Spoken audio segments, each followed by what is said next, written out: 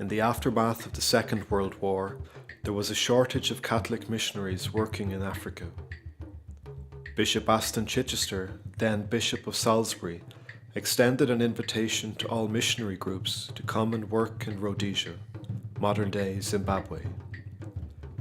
One group who accepted this invitation were the Irish province of Carmelites. Prior to their arrival, several religious orders had worked in this region, including the Jesuits, the Marian Hill Missionaries, the Missionary Sisters of the Precious Blood, and the Dominican Sisters. By the time the Carmelites arrived, several missions were already established, including Trias Hill, Monte Cassino, St. Barbara's, St. Benedict's, St. Killian's, and Mount Melleray. The first three Carmelites, Luke Flynn, Dona Lamont, and Anselm Corbett, travelled to Zimbabwe in 1946 and were followed by 7 more friars between 1947 and 1949. Some of the pre-existing missions were quickly entrusted to the care of the Carmelites, and with this young, new, energetic workforce, these missions soon became well developed. By 1953, the Carmelites had even begun to build their own missions, the first of which was the beautiful Avila mission, designed and built by Father Senan Egan, incorporating elements of traditional native construction. The 1950s marked a time of great growth in the Carmelite missions in Zimbabwe. Throughout the decade, 34 Carmelites from Ireland, Britain, New York, and Australia spent time working there. Both Australia and the New York province were former missions of the Irish province of Carmelites.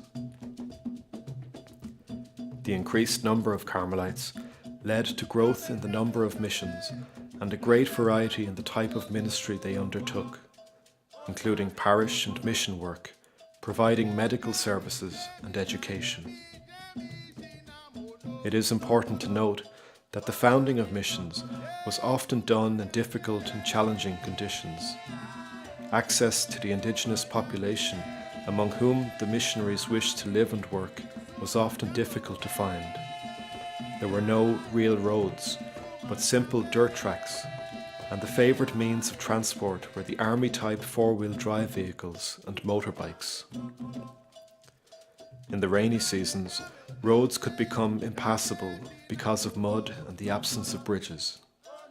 In 1952, Father Martin McMahon recalled, "One of our small trucks got embedded in a river, bonnet facing downstream. We brought our famous tractor to the scene, but it too got embedded in the bankside muck. Some hours later, we got the tractor out with the help of oxen. The tractor eventually hauled out the truck." Many of the missions that were established had to be physically built by the Carmelites themselves with the help of locals. This involved learning about plumbing, providing power and water, and even firing and stacking bricks. Given the remote location of the missions, the Carmelites often had to live in close quarters until the various buildings were constructed. In speaking of the founding of Avila Mission, Father Tony Clark recalls, "We arrived safely and settled into our new home, a small hut set up for 2 camp beds, and placed a small table between them. We said our rosary and crawled under our mosquito nets and settled down for the night. The next morning, we fixed up a bell on a pole that had been wedged between the fork of 2 trees. Then, for the first time, the Avila Mission bell rang out across the remote land, announcing the first Mass at the new mission station." Despite these difficult conditions, the 1950s saw the establishment of 9 new missions: Avila, St. Anna's Vengezi, St. Simon's Stock in Rusape, the Carmelite Priory in Umtali, Regina Coeli, St. Joseph's Sakuva, St. Andrew Corsini's, and St. Columba's on the Valley, and also St. Therese Mission, which served as a teacher training school as well as a school and a church. The prefecture of Umtali was erected on February 2, 1953, and placed in the care of the Carmelites. Father Lamont, now Monsignor Lamont, was installed as Prefect Apostolic. In 1957, the prefecture was established as a diocese, and Dona Lamont became the first bishop of the Diocese of Umtali, modern-day Mutari. 1959 saw the founding of a congregation of sisters by Bishop Lamont, the handmaids of Our Blessed Lady of Mount Carmel. These sisters began to work with the Carmelite friars in their various missions. By 1960, with a large number of Carmelite friars, sisters, and with the care of the Diocese of Umtali in the hands of a Carmelite bishop, the future of the Carmelite missions in Zimbabwe looked bright. This potential bore fruit throughout the 60s with the founding of 3 new missions: St. Peter's Mission Chisumbanje, St. Patrick's Mission in Nyanadzi, and St. Michael's Mission in Tanda. The Carmelites also worked in 2 schools, Christamambo and Mount Carmel Mutari. The 1960s also saw the arrival of another 27 Carmelites, so that towards the end of the decade there were over 30 Carmelites working in Zimbabwe. The new and existing missions flourished. Hospitals, schools and churches were established to provide care for the people. Everything was going so well. However, things were unfortunately about to change for the worst.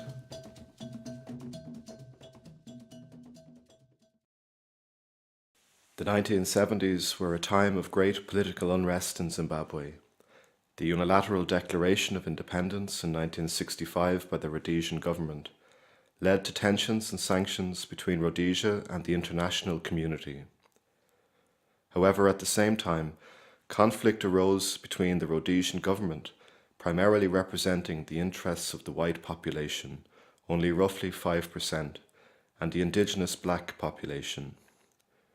Throughout the 1970s, this tension became outright violence and warfare in what became known as the War of Liberation. The indigenous freedom fighters, seeking the rights to own land and to enjoy equal standing in their own country, often employed the tactics of guerrilla warfare. This led to persecution not only of the rebels, but of the local villages and missions as the government forces sought to rout out the rebels. The Irish Carmelite missionaries found themselves in the middle of these tensions.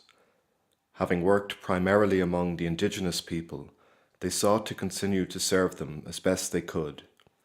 However, they were often treated with suspicion by both sides.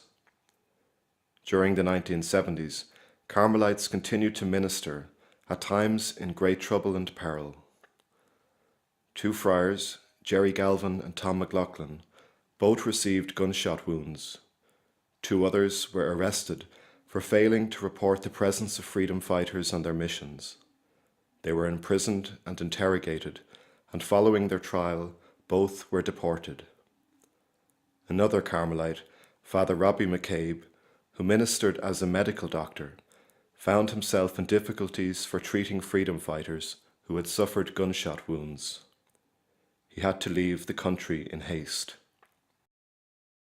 Despite all of this, Carmelites continued to work, even sometimes under the threat of death. Father Cyprian Kennedy, a native Rhodesian who joined the Carmelites, continued to work in St. Peter's Mission throughout the war. The following interview was given by him to Thames TV in 1979. We've had in the region of about 35 civilians who have been shot accidentally or otherwise in the war, gunshot victims, and we've had people whose vehicles or donkey carts have detonated landmines. On the pretext of taking pretty pictures, we gave our government guide the slip. Then Father Kennedy spoke his mind, a brave man. And what is the relation between you here in the mission and the guerrillas? I think it's a good relationship. They understand naturally that if they were to come onto the mission site, that would jeopardize all the work we are doing here, and I think that they appreciate that, and so far they have not actually been onto the site. But we have contact with them. We are here to help poor, sick, and so on. They get sick, they need drugs, and so on, but they are very discreet in their manner of approach. And you provide them with medical supplies, do you? Yes, I provide anybody who requires medicine with medicine. The government would say that was helping the terrorist, helping the enemy. I presume they would. That has often been the case in this dilemma of the Christian priest on a mission. He must help those who apply for help, though it's labeled as a political action. How do you regard the guerrillas? Many of them are schoolboys that we have taught from time to time in our experience in mission schools. I prescind from individual acts of all violence which I deplore on both sides. But I respect them in general as a group of people who have got a cause and are fighting for it.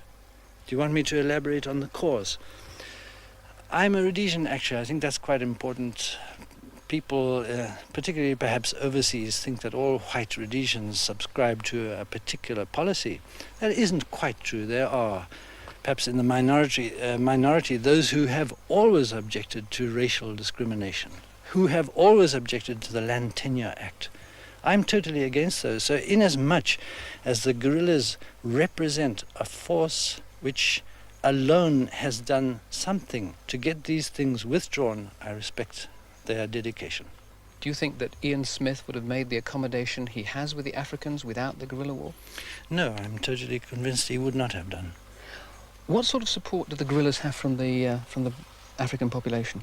Well, perhaps I could say I can't speak for the whole of Rhodesia, but I speak for the area occupied by the Wandao tribespeople, which I know very well. There are probably about 130 or 150,000 of these Wandao, and I can tell you, there's no question about it, they are totally behind the guerrillas. How do Africans feel about the Rhodesian security forces? Well, I'm afraid they feel their feelings result from their experience. Many things are justified because of a war situation, but the common man in the street, not that there are streets around here, it's rather bushy area, their experience is arrest. You know, if a landmine is detonated in an area, the common practice is for everybody living within so many kilometers of the landmine to be arrested and interrogated. And I have seen the results of interrogation by the security forces. I've seen men who have suffered electric shock treatment. I've seen men who could not walk because of the soles of their feet having been beaten. So the security forces represent to our people here a threat to life and limb. You believe the stories, do you? I can vouch for them, and I'm not telling you what I've heard, I'm telling you what I've seen. I know that they are true. Perhaps the best known and dominant figure of the church's and the Carmelite stance in the conflict was Bishop Dona Lamont. From as early as 1959, in his pastoral letter Purchased People, Bishop Lamont spoke out about the injustice faced by the black indigenous people of Rhodesia. He rejected segregation, discrimination, and the denial of individual rights. As the War of Liberation grew in intensity, Bishop Lamont refused to accept the Rhodesian laws that he deemed unjust and restrictive to the whole concept of Christian mission. He encouraged the priests and religious and the lay ministers in his diocese to continue to give care to all people who required it, whether they were guerrillas or not. Due to his stance, the government's attitude to Catholic religious and missionaries continued to intensify, with priests being threatened and harassed, at times even arrested, imprisoned and deported. In the end, Bishop Lamont was himself arrested and brought to trial. He was sentenced to 10 years imprisonment, but was later deported. The following interview was given by him upon his leaving Zimbabwe. Donald Lamont has been Bishop of Umtali for 20 years. He's lived here for most of his working life. As he packed his belongings, he had no firm idea of what the authorities here had in store for him. Having left him on bail with a passport, he believes they had hoped he would flee the country. Tying up the ends of his diocesan work, he's convinced that the Smith regime will now have to bring the prison sentence into effect, in spite of pleas from the Pope, President Carter and others that he should remain free. In his final hours at home, he had no misgivings about the action he has taken or the future that he faces. No doubt whatsoever. You see, I didn't provide material of war, bombs or machine guns or anything like that. I simply told a nursing sister, one of our missionary sisters, who was in a very remote mission station and had received a note, obviously from the guerrillas, asking for simple medicines. I said, don't argue. Your life is important. Furthermore, the church's reputation for charity is important. You don't ask people their religion or their political affiliation when they come looking for medical help. I said, I will take the blame, nothing more than that. There are no heroics in it at all. Do you think, in fact, that you will serve whatever sentence they give you, or do you think, in fact, there will be changes before? Oh, I'm quite convinced this gives me a lot of confidence. Let's face it, I don't think I'm going to serve 10 years. Even my health, for the best, my health, thank God, is first class. But I don't think the regime is going to last anything like that. If it lasts 10 months, it's as much as it'll do. And at any rate, it is, in fact, a very great privilege to be allowed to be in my position because of a principle. Really is.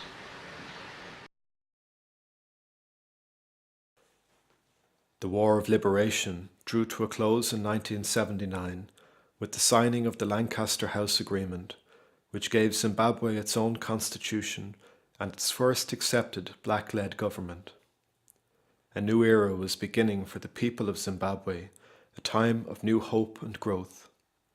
However, many of the Carmelite missions which had been developed and built had been seriously damaged or destroyed throughout the previous war.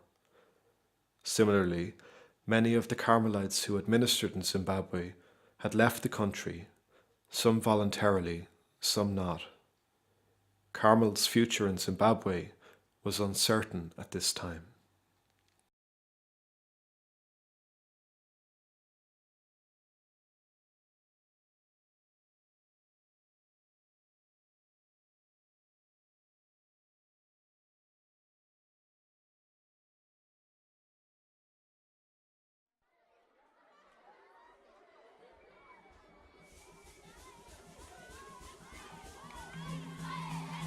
Despite everything, though, the relationship which had developed between the Irish Carmelite missionaries and the people of Zimbabwe remained strong. In the 1980s, several of the Carmelites who had left Zimbabwe during the Troubles began to return. However, the numbers were depleted. The men were older now, and the job of restoring missions was difficult. To undertake this work, the Carmelites adopted a twofold approach. Firstly, just like the call from Bishop Chichester, which drew them to Zimbabwe in the 1940s, an appeal was sent out to various missionary groups to come to work in modern-day Zimbabwe.